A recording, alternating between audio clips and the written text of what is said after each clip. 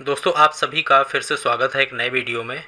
पिछले वीडियो में हमने लेबर कार्ड को रिन्यूअल करने के बारे में बात की थी और उस वीडियो में बताया था कि यदि आपको अपना लेबर कार्ड रिन्यूअल करना है तो आप उसको किस तरह से रिन्यूअल कर सकते हैं। लेकिन उस समय पर रिन्यूअल करने में कोई भी शुल्क नहीं लगता था, यानी कोई भी फ़ीस जमा नहीं होती थी। लेकिन अब लेबर कार्ड रिन्यूअल करने में शुल्क लगने लगा है, यानी कि फ़ीस जमा होने लगी है। और इस वीडियो में हम बात करने वाले हैं कि किस तरह से आप अपना लेबर कार्ड रिन्यूअल कर सकते हैं, और लेबर कार्ड रिन्यूअल करने के साथ ही लेबर कार्ड रिन्यूअल करने की जो फ़ीस है उस फीस को आप अपने घर में ही अपने कंप्यूटर या अपने मोबाइल फ़ोन द्वारा किस तरीके से जमा कर सकते हैं। और इसके लिए आपको किसी भी सीएससी सेंटर या फिर कैफ़े में जाने की ज़रूरत नहीं पड़ने वाली है। तो चलिए शुरू करते हैं। दोस्तों, लेबर कार्ड रिन्यूअल करने के लिए आपको UPBOCW यानी कि उत्तर प्रदेश भवन एवं अन्य सन्निर्माण कर्मकार कल्याण बोर्ड की वेबसाइट में आना है। जब हम upbocw.in वेबसाइट के होम पेज पर आते हैं तो यहाँ पर हमें नीचे चलने पर कई ऑप्शन दिखाई देते हैं, जिसमें कि पहला है श्रमिक पंजीयन का, दूसरा है पंजीकरण नवीनीकरण का, तीसरा है योजना आवेदन का और चौथा है श्रमिक सर्टिफिकेट का। उसके बाद दो ऑप्शन और भी हैं जो कि अधिष्ठान पंजीयन के हैं और उपकर भुगतान के हैं। लेकिन यहाँ पर हमें श्रमिक पंजीयन नवीनीकरण करना है, यानी कि हमें लेबर कार्ड का रिन्यूअल करना है तो हम पंजीकरण नवीनीकरण पर क्लिक करेंगे। लेकिन यदि आप अपने मोबाइल फ़ोन से रिन्यूअल करना चाहते हैं तो मोबाइल फ़ोन पर, जैसा कि आप स्क्रीन पर देख पा रहे हैं, इस तरह से मोबाइल फ़ोन पर दिखेगा और उसको आप स्क्रॉल करते हुए नीचे आएंगे तो नीचे आने पर आपको पंजीकरण नवीनीकरण का ऑप्शन दिख जाएगा। जब वो ऑप्शन दिख जाता है तो आप उस पर क्लिक कर देंगे और क्लिक करने के बाद में पंजीकरण संख्या का ऑप्शन आएगा और यहाँ पर हम अपनी पंजीकरण संख्या लिख देंगे। पंजीकरण संख्या लिखने के बाद में सर्च पर क्लिक करेंगे। जब हम पंजीयन संख्या डालने के बाद में सर्च पर क्लिक करते हैं तब हमारे सामने श्रमिक की डिटेल सामने आती है और इस डिटेल में श्रमिक का नाम, श्रमिक की जन्म तिथि, श्रमिक के जनपद का नाम और श्रमिक के लेबर कार्ड के रिन्यूअल की पूरी विवरण सामने आ जाती है। और यहाँ पर हम देख पाते हैं कि श्रमिक का लेबर कार्ड कहाँ तक रिन्यूअल है और कब उसको रिन्यूअल कराना है। तो इस लेबर कार्ड का रिन्यूअल करने के लिए थोड़ा सा ऊपर चलेंगे और यहाँ पर हमें दिखाई देता है नवीनीकरण करें। तो नवीनीकरण करें पर क्लिक कर देंगे। जब हम नवीनीकरण करें पर क्लिक करते हैं तब श्रमिक की कुछ डिटेल और भी सामने आती है, जिसमें कि श्रमिक का मोबाइल नंबर, श्रमिक का आधार कार्ड, श्रमिक के बैंक अकाउंट यानी खाता नंबर, ये सारी चीज़ें दिखाई देती हैं।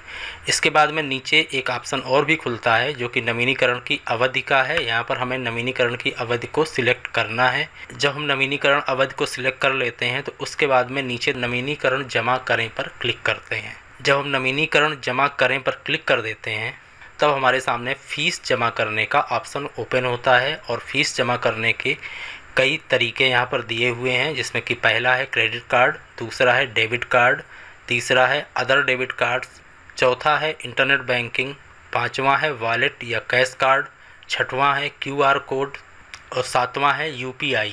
यानी कि आप इन 7 तरीकों में से किसी एक तरीके से अपनी फ़ीस जमा कर सकते हैं। तो यहाँ पर हम इन 7 तरीकों को देख लेते हैं किस तरीके से फ़ीस जमा करते हैं। क्रेडिट कार्ड और डेबिट कार्ड का एक ही तरीका है। तो यहाँ सबसे पहले हम डेबिट कार्ड के माध्यम से फ़ीस जमा करके देखते हैं किस तरीके से जमा होती है। तो हम डेबिट कार्ड पर क्लिक कर देंगे। जब हम डेबिट कार्ड के ऑप्शन पर क्लिक करते हैं तो एक नया पेज ओपन होता है और इस पेज में तो सबसे पहले हम कार्ड नंबर लिखेंगे। कार्ड नंबर लिखने के बाद में उसकी एक्सपायरी डेट का मंथ और ईयर लिखेंगे और उसके बाद CVC नंबर लिखेंगे जो कि डेबिट कार्ड के पीछे दिया होता है, उसको लिखेंगे और इसके बाद में कार्ड होल्डर का नाम लिखेंगे और ये सब करने के बाद में हम मेक पेमेंट पर क्लिक कर देंगे। तो इस तरह से आप डेबिट कार्ड के माध्यम से लेबर कार्ड के रिन्यूअल की फ़ीस जमा कर सकते हैं। अगला ऑप्शन है इंटरनेट बैंकिंग का।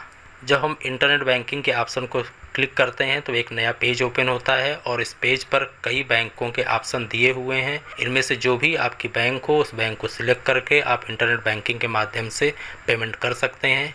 इसके बाद अगला ऑप्शन है वॉलेट या कैश कार्ड का।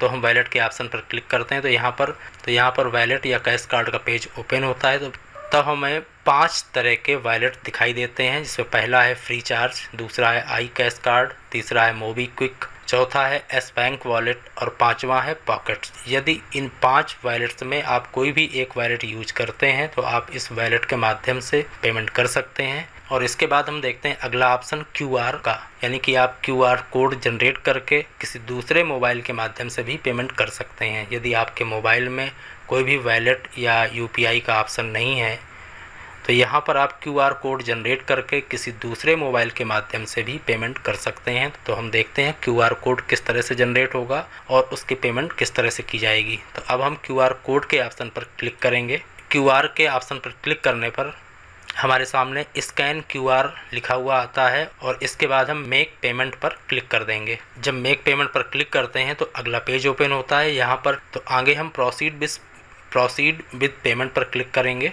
जब हम प्रोसीड विद पेमेंट पर क्लिक कर देते हैं तो अगले पेज पर QR कोड जनरेट हुआ आ जाता है और इस QR कोड को हम किसी दूसरे मोबाइल के माध्यम से स्कैन कर सकते हैं और पेमेंट भी कर सकते हैं। यदि आप QR कोड के माध्यम से पेमेंट नहीं करना चाहते तो अगला ऑप्शन है UPI का। तो अब हम यहाँ पर UPI के ऑप्शन में क्लिक करेंगे और जब हम क्लिक करते हैं तब हमारे मोबाइल में जो भी UPI के एप्लीकेशन है उसकी लिस्ट आ जाती है। हमारे मोबाइल में 2 UPI के एप्लीकेशन है, पहला है WhatsApp और दूसरा है गूगल पे। तो हम गूगल पे के माध्यम से पेमेंट करेंगे। तो यहाँ पर हम गूगल पे को सिलेक्ट कर लेंगे।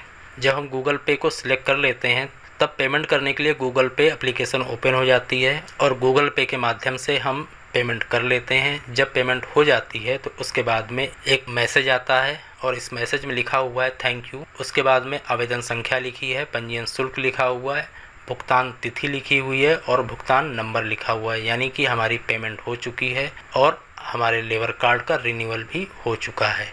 अब आगे हम चेक करेंगे कि जिस लेबर कार्ड को हमने रिन्यूअल करने के लिए पेमेंट किया था उसका रिन्यूअल हुआ है या नहीं हुआ है। तो ये चेक करने के लिए हम फिर UPBOCW के होम पेज पर नवीनीकरण करें के ऑप्शन में क्लिक करेंगे और वहाँ पर पंजीयन संख्या लिखने के बाद में सर्च पर क्लिक कर देंगे।